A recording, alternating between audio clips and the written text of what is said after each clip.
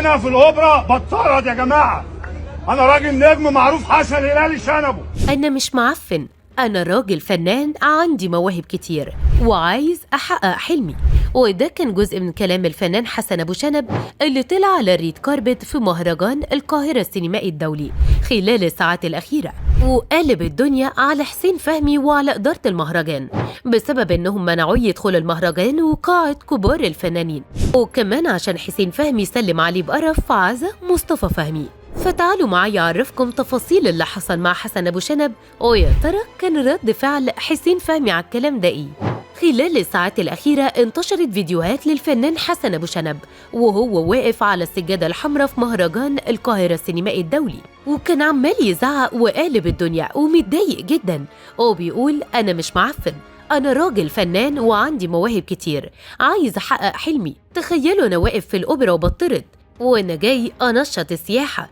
الشنب ده تاريخ، أنا جيت لك العزا يا أستاذ عشان أقف جنبك، عاملتني بقرف، ومن ساعتها الناس بتقول عليا معفن. حرام. طبعا الكلام ده صوروا ناس كتير وصحفيين كانوا حاضرين في الأوبرا عشان يغطوا الحدث المميز وكمان فعاليات المهرجان.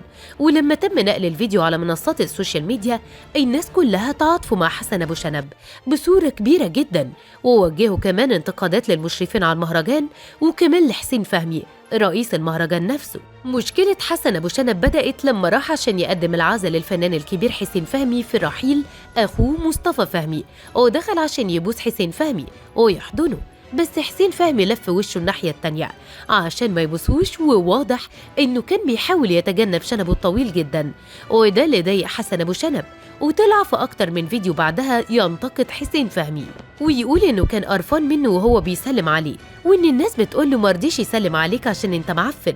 بعدها راح حسن أبو شنب يحضر مهرجان القاهرة السينمائي الدولي، واللي تم منعه من إنه يطلع على السجادة الحمراء أو يدخل قاعة الفنانين، وده اللي خلاه يزعق في الأوبرا وهو واقف على السجادة. وطبعا حصلت تعليقات كتير على الموقف ده، فقال شخص من الأشخاص: يا جماعة هو في فرق بين فنان كبير وفنان صغير؟ ما كلهم فنانين، وهو برضه من حقه يطلع على السجادة زيهم، وجبر الخواطر على الله يعني. بس ده عليه شخص تاني قال: يعني ايه تجيب فنان صاحب تاريخ زي كومبارس حسين فهمي؟ عنده حق يمنعه طبعا من دخول المهرجان والوقوف على السجادة الحمراء. واخيرا علق شخص تالت وقال: والله عيب قوي وإهانة كمان لراجل كبير زيه إنه يجري ورا الشهرة وينسى سنه بالشكل ده. اقعد يا عم، والله رزقك هيجيلك، مش عافية هي، حافظ على اللي باقيلك، الله يرزق الجميع. حسن أبو شنب هو فنان جميل طلع في أدوار صغيرة بس كان ناجح فيها، ومن بينها دوره في فيلم بوحة وكمان فيلم التجربة الدنماركية مع عادل إمام. في النهاية انتوا كمان قولوا لنا رأيكم ايه في اللي حصل مع حسن أبو شنب.